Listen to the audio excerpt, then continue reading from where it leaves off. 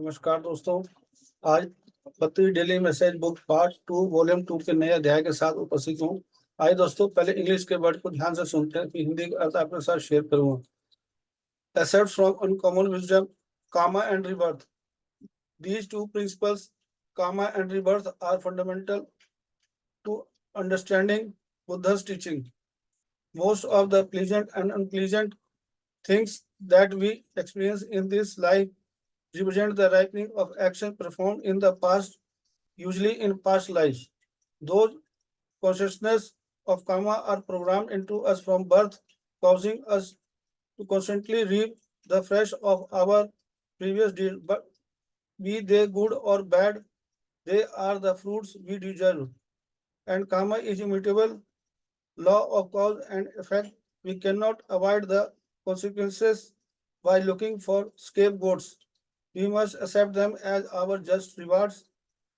However, although experience in life are the results of previous actions, our responses to those experiences are not predetermined. Instead, they represent new actions which will bear their own fruits in the future. What happened us now may have resulted from past causes, but it is how we respond to what occurs in the present that will determine what we experience in the future. The underlying intention behind our actions is what determines the nature of the result. In other words, we have a choice. We are the masters of our own future. आइए दोस्तों, इसको हम दोबारा ध्यान से सुनते हैं. Excerpt from Uncommon Wisdom, Karma and Rebirth. These two principles, karma and rebirth, are fundamental to understanding Buddha's teaching. Most of the pleasant and unpleasant things that we experience in this life represent the ripening of actions performed in the past, usually in the past lives. Those consciousness of karma are programmed into us from birth, causing us to constantly reap the fresh of our previous deeds, be they good or bad, they are the fruits we deserve. And karma in immutable law of cause and effect. We cannot avoid the consequences by looking for scapegoats. We must accept them as our just rewards. However, although experiences in life are the results of previous actions, our responses to those experiences are not predetermined. Instead, they represent new actions which will be bear their own fruits in the future. What happens to us now may have resulted from past causes, but it is how we respond to what occurs in the present that will determine what we experience in the future. The underlying intention behind our action is what determines the nature of their results. In other words, we have a choice. We are the masters of our own future. आइए दोस्तों, इसके हिंदी के अर्थ को हम बड़े ध्यान से सुनते हैं और समझते हैं. असामान्य ज्ञान से कुछ अंश, कर्म और पुनर्जन्म. असामान्य ज्ञान से पुस्तक से कुछ अंश लेकर पत्री सर में बता रहे हैं. कर्म और पुनर्जन्म, ये दो सिद्धांत कर्म और पुनर्जन्म बुद्धि की शिक्षा को समझने के लिए मौलिक है, यानी आधारभूत है. इस जीवन में हम जो भी सुखद और अप्रिय चीजों अनुभव करते हैं, उनमें से अधिकांश अतीत में आमतौर पर पिछले जन्मों के लिए ये कार्यों के परिकल्प का प्रतिनिधित्व करते हैं. कर्म की चेतना जन्म से ही हमारे अंदर प्रोग्राम की जाती है, जिससे हम लगातार अपने पिछले कर्मों का ताजा फल प्राप्त करते रहते हैं. चाहे वे अच्छे हों या बुरे, वे ही फल हैं जिनके हम हकदार हैं. और कर्म के कारण और प्रभाव का अपरिवर्तनीय नियम है. हमें बलि का बकरा ढूंढकर परिणामों से बच नहीं सकते. हमें उन्हें अपने उचित पुरस्कार के रूप में स्वीकार करना चाहिए. हालांकि यद्यपि जीवन में अनुभव पिछले कार्यों का परिणाम है, उन अनुभवों के प्रति हमारी प्रतिक्रिया पूर्व निर्धारित नहीं होती है. इसके बजाय वे नए कार्यों का प्रतिनिधित्व करते हैं जो अपने स्वयं के फल भविष्य में देंगे. अब हमारे साथ जो होगा उसका परिणाम हो सकता है अतीत के कारण, लेकिन वर्तमान में जो घटित होता है उस पर किसी प्रकार की प्रतिक्रिया करते हैं.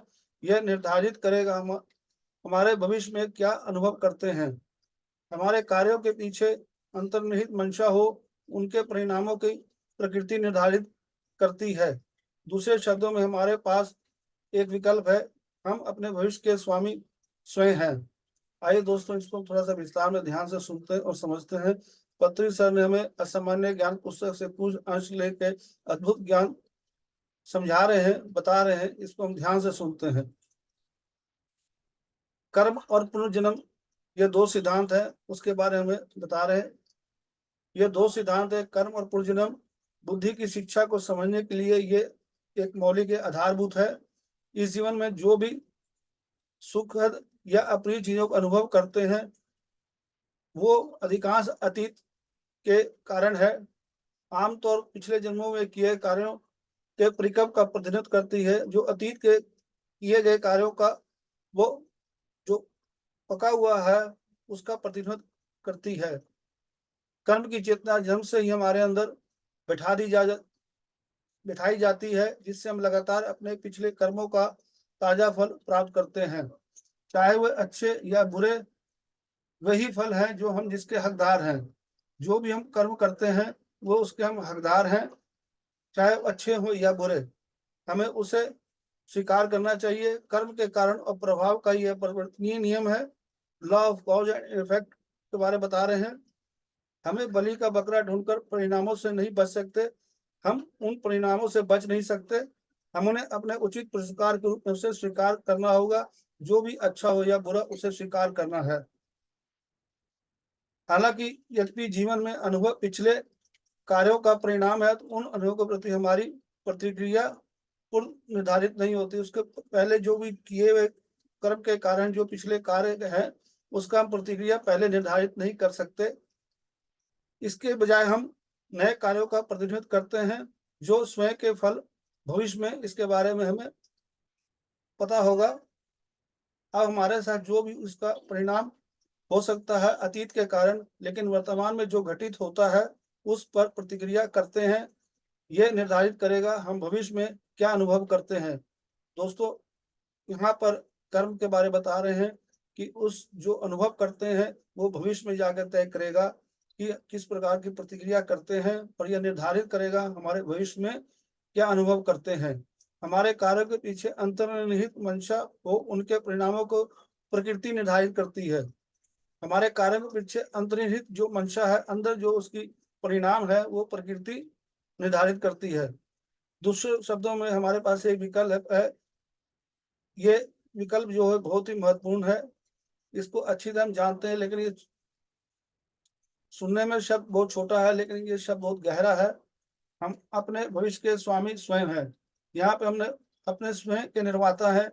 जो भी हम करते हैं अच्छे या बुरे, उसका परिणाम जो है वो उसके उत्तरदायित्व खुद है। यहाँ पर पति सर में बता रहे हैं। दोस्तों, ये पुस्तक बहुत ही अद्भुत है और बहुत ही महत्वपूर्ण है। इस पुस्तक को सभी को पढ़ना चाहिए। मैंने इस पुस्तक को एक पुस्तक के माध्यम से मैंने इस पुस्तक के बारे जाना, तो पत्री सर ने इस पुस्तक के बारे में भी बताया था किसी कॉन्सेप्ट में, तो मैंने इस पुस्तक को पढ़ा और बहुत ही सूक्ष्म जानकारी मुझे मिली और मेरे जीवन के अंदर कुछ मुझे नई चीजें सीखने को मिली। तो आपसे ये विनती करते हैं, पहले दोस्तों पत्री से जो हमें कहते हैं ध्यान करें, स्वाध्याय करें, संजन संगति करें, तो इन्हें हमें भी करना चाहिए। तो दोस्तों, अगर आपको ये वीडियो अच्छा लगा हो तो दोस्तों जो है जरूर शेयर करें। धन्यवाद, थैंक यू।